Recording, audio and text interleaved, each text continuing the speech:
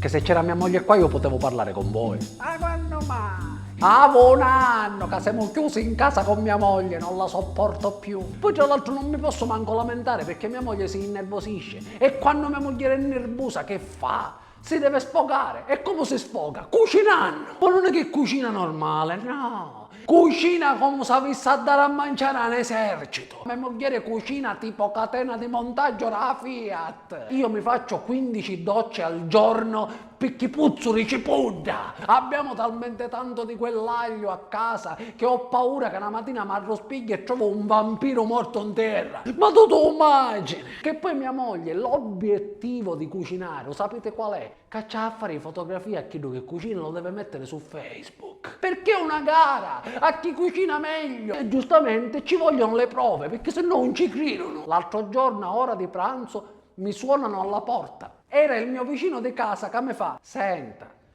mia moglie non c'è, io non saccio cucinare, mi fa fotografare quello che si sta mangiando lei. Siamo alla follia, siamo! Solo che giustamente mia moglie non è che cucina cose semplici, no! Perché sennò fa brutta figura. Cose complicate, torte, frittura, pizza. Dice vabbè, stando chiuso in casa non morirai col virus. Sì, ma c'hai un colesterolo a 3000 però. E allora che faccio? Non potendo fare nulla, esco di casa e non me ne posso ir. O supermercato. Mi dovete credere. Il supermercato è chino di mariti che perdono tempo per tornare a casa.